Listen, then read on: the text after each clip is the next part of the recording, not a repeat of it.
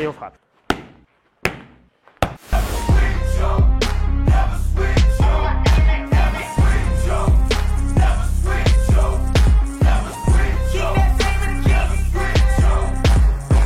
Hello les gorillas, bienvenue dans cette nouvelle vidéo. Aujourd'hui, je vous parle des crochets, d'accord, les check hooks, différentes façons de les faire. L'idée, c'est de mettre aujourd'hui vraiment en exergue le fait que vous allez avoir un footwork spécifique à votre crochet. Différentes orientations, le but, c'est de le faire sur le temps 1, c'est-à-dire que j'ai un déplacement en même temps que ma frappe. On y va tout de suite, let's go. Donc dans un premier temps, je vais demander à Kenza de faire un crochet. Donc vas-y, fais-moi un crochet du bras avant, s'il te plaît. Encore, impec. Ouais, super. Pareil, on fait de l'autre côté juste pour qu'il puisse voir. Impec. Yes, encore une fois. Dernière. Ok, donc ça c'est top. Sur votre crochet du bras avant, vous faites comme vous voulez. Soit vous emmenez le poids du corps sur la jambe arrière avec un twist de la jambe avant, soit vous tournez votre pouce vers le plafond, soit vous avez le pouce vers vous. Moi, peu m'importe, tout me va. J'ai aucun souci avec ça. Ça, c'est à vous de faire. Maintenant, et à vous de voir surtout. Un crochet, pareil, qu'on utilise beaucoup, mais on ne met pas souvent des mots dessus. Donc là, c'est intéressant de comprendre, c'est qu'on va faire ce crochet toujours du bras avant, où on vient toujours charger. Et là, l'idée, c'est que je vais stepper en avant, en fait, quand je vais envoyer ma frappe. C'est-à-dire que d'un seul coup, là j'étais loin, et d'un seul coup, je vais augmenter ma capacité, mon allonge à pouvoir la toucher. Pourquoi? Parce qu'en fait, j'ai tout simplement réduit la distance. Je suis ici et je vais venir frapper. Là, sur celui-là, je reste sur la ligne centrale, d'accord? Je ne cherche pas à m'enlever, puisque de toute façon, là, j'ai chargé, ma tête était sortie, et en ce moment, au moment où je frappe, normalement, tout est aligné. Donc ça devrait bien se passer. Mon but, c'est de mettre de la pression. Je suis là pour foutre la pression à mon adversaire et pas l'inverse. Je n'ai pas besoin de sortir de l'axe, comme on a pu faire sur certains, tout simplement parce que là, je ne suis pas dans un style défensif, je suis plutôt dans un style très agressif. D'accord? Je suis là, je vois que ça recule, et je peux venir ici. D'accord? C'est un peu moi qui va bully mon adversaire. On y va? Ouais, tu charges. Super. Très bien. Impec. Là, comme deuxième exercice, je vais demander à Kenza de faire son crochet avec un pivot. D'accord? Donc, on va servir de l'axe de la rotation de la jambe avant. Donc, la jambe avant ne va pas bouger. Elle va donc charger sa frappe. Elle va venir ici pour le charger. Et quand elle va vouloir frapper, au lieu de rester sur place, elle va faire tout simplement un pivot. D'accord? Elle fera un pivot sur son côté gauche. Donc, elle est ici, elle va venir frapper. Ce qui est hyper important quand vous le faites, c'est d'essayer de ne pas garder la tête dans l'axe. C'est-à-dire qu'il ne faut pas partir trop vers l'avant parce que sinon, vous allez vous retrouver dans cette position. Boum. Et donc, vous serez toujours sur l'axe.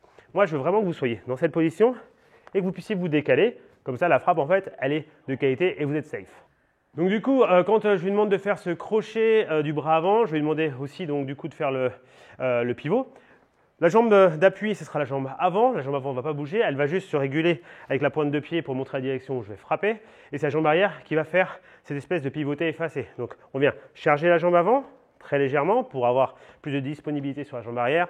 Je charge bien, je suis en protection et là, je vais frapper.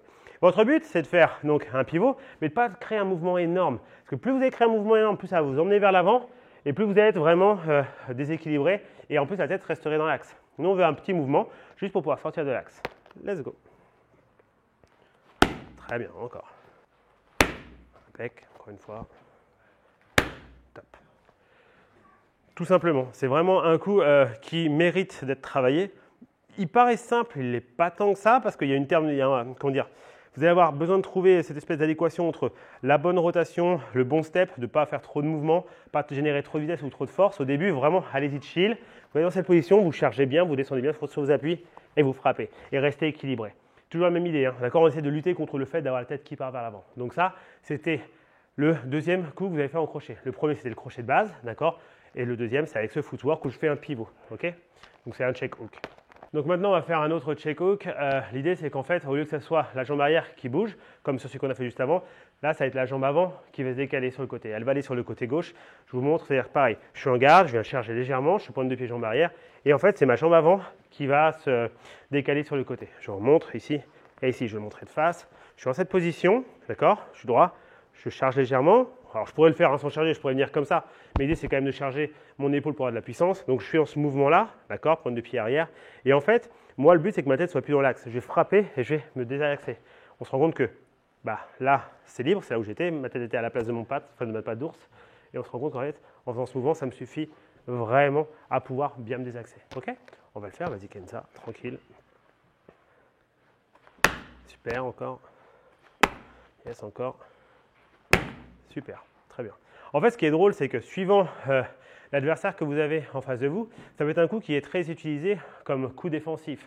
C'est-à-dire que si vous avez un mec qui va venir vers vous pour vous mettre la pression, il vient, bah vous pouvez être ici, faire style de rien, vous encaissez un seul coup, bam! Quand il va rentrer soit sur un crochet, soit sur un uppercut, sur une directe, peu importe, il va vouloir se jeter un peu et là, bam! Généralement, on vient accueillir la pointe du menton avec ça ou la tempe. Les gens font dodo assez rapidement, je vous l'assure. Donc ça, c'est un très très bon coup, d'accord? Donc c'est un check hook avec la jambe avant qui part sur le côté. Et la quatrième possibilité, c'est laquelle? C'est pouvoir faire le crochet toujours du bras avant, toujours à la tête, sauf qu'on va bouger le pied arrière. C'est le pied arrière qui va faire un side step. Ça veut dire que je vais me retrouver dans cette position et je vais frapper comme ceci. J'ai déjà montré dans une vidéo précédente, là je le mets juste dans la liste. Je n'avais pas besoin de détailler plus que ça. On va juste essayer de bien descendre le poids de corps quand on frappe, histoire de ne pas être au même niveau et on désaxe le nez sur le côté. Vas-y. Impec, encore. Super. Très bien. Ce qui est super cool quand on fait celui-là, en plus Kenza le fait très bien, c'est qu'il va générer beaucoup d'énergie. Pourquoi? Parce qu'on a le poids de corps qui vient dans la frappe. Simplement parce que du fait que tu steps avec, ton corps se déplace, littéralement il se déplace pour de vrai, plus la vitesse de ton bras, bah c'est top. Et en plus, c'est une bonne façon de pouvoir après enchaîner soit des Damato shift, soit, je ne sais pas moi, vous êtes frappé ici, vous voulez passer en garde de gaucher, il y a plein de possibilités et ça va vraiment déstabiliser votre adversaire. Donc ça, c'est un très très bon coup à pratiquer un max. Un autre coup qu'on connaît aussi comme check hook ou même deer hook, l'idée c'est quoi? En fait, c'est de faire la même chose mais on va essayer d'avancer. Notre pied arrière remplace le pied avant du coup avance. Ok, tout ça dans un temps très court. Je vais venir ici et je vais décaler en frappant. Faites gaffe à bien protéger votre menton, donc vous le rentrez bien, vous mettez bien cette épaule en protection du menton, comme ça fait vraiment deux sécurités, vous êtes tranquille. L'idée quand vous le faites, c'est que vous essayez de pas trop le faire de face, vous essayez d'aller légèrement sur le côté, d'accord, mais en avançant. C'est hyper important parce que l'adversaire peut reculer. Donc je suis ici, je viens charger ma frappe, une fois que j'ai chargé ma frappe, pointe de pied arrière, je suis vraiment 50-50, mais je suis dynamique, prêt à exploser, un peu comme si j'étais dans les starting blocks. Je suis ici, et là, boum, je vais pouvoir frapper. Pareil, par principe de sécurité, quand vous arrivez en bas, descendez un petit peu, d'accord, sur vos jambes. Ça vous permet de ne pas être complètement exposé. Vous changez un petit peu le niveau. On essaye?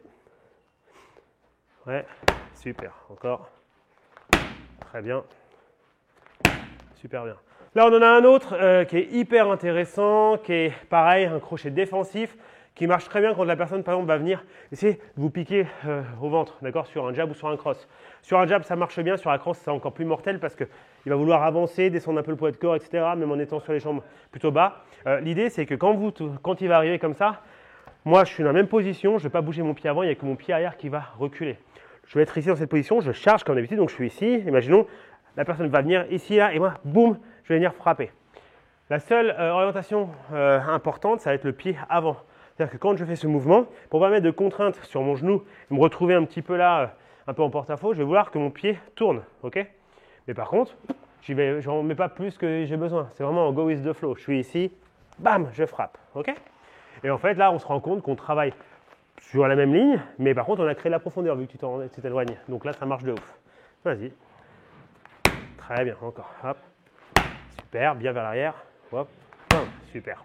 Et ça, c'est mortel. Ça claque de ouf. Pareil, on a une grosse sensation de poids de corps dans le point. Vu que je me déplace, et bam, je viens ici. Ça surprend vachement et en plus, ça crée vachement de vitesse. Le fait que c'est cette espèce de mouvement là devant, j'ai les deux bras, c'est assez mortel. Une autre façon de faire, pareil, c'est toujours le même principe. Crochet du bras avant. Vous êtes dans cette position, vous allez switcher pour passer en garde de gaucher. L'idée, c'est pas de faire ce genre de choses, d'accord? Ça va plutôt être, je suis ici, je viens charger, pareil, je suis là et d'un seul coup, la personne casse la distance crée la distance en reculant. Du coup, moi, je vais voir venir la surprendre en changeant ma garde, d'accord? En fait, c'est juste ma jambe arrière qui va passer devant, d'accord? Ça ressemble beaucoup à celui qu'on fait sur le côté, sauf que là, en fait, on s'en sert pour aller devant. Faites juste attention à une chose, vous avez besoin de venir charger, comme quasiment tous les crochets que je vous ai montrés, non seulement pour avoir de la puissance, et pour équilibrer, d'accord? Je suis ici, et je vais venir ici. On essaie de ne pas trop avoir la tête dans l'axe quand on fait, sinon on va avoir un problème de rotation. On va essayer d'emmener la tête plutôt sur le coin opposé, là. Bam, ici. Ok? On essaye? Let's go. On charge et on frappe. Très bien.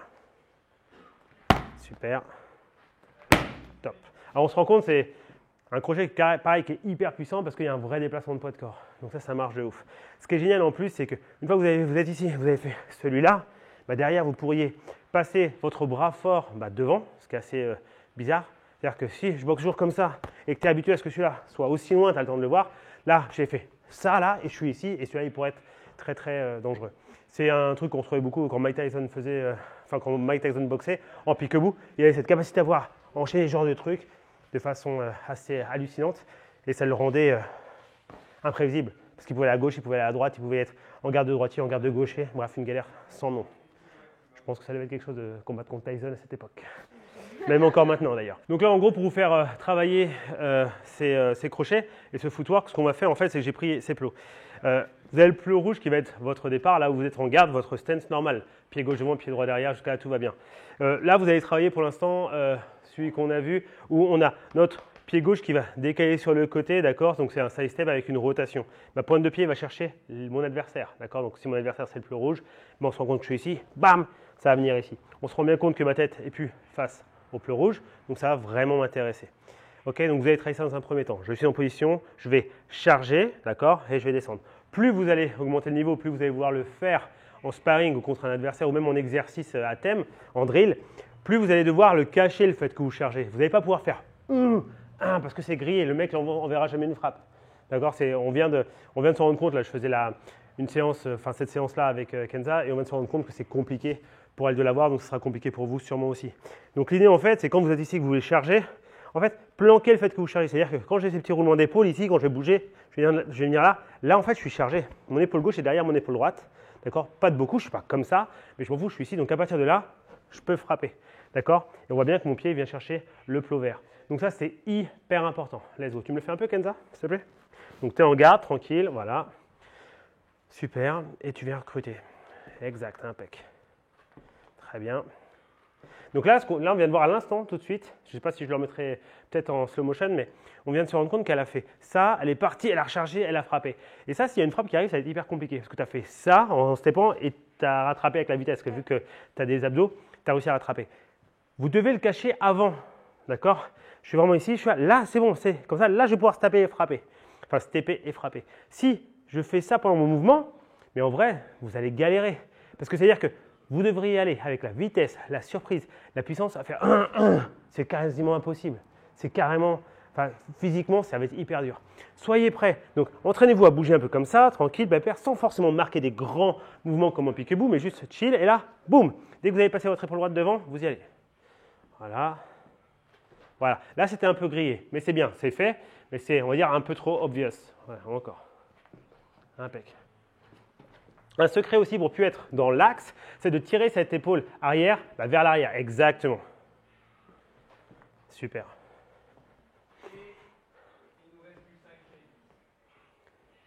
Et ouais, et ça c'est très cool. C'est très cool. Là vous vous rendez pas compte, je suis en train de la mettre dans un délire au niveau cérébral, la pauvre ça va brûler. Parce qu'elle se rend compte qu'elle est là, elle se dit merde et elle perd le fil. Vous devez être capable, alors moi je passe au niveau un peu supérieur, mais de bouger, j'ai mon épaule gauche devant mon épaule droite, je sais à peu près quand mon épaule droite elle va être devant, je suis ici, bam, je vais pouvoir frapper. J'ai pas besoin de faire des grands mouvements. Je suis là, boum, je vais pouvoir bouger. Et ça c'est hyper important. Et c'est pour ça que tous ces exercices comme ça sont bien, tous ces drills sont bien. Même un autre, il faut arriver à le sentir. Donc ça sera vachement en shadow. Vous serez ici, vous ferez votre shadow, vous êtes ici, bam, je sais que je suis en position.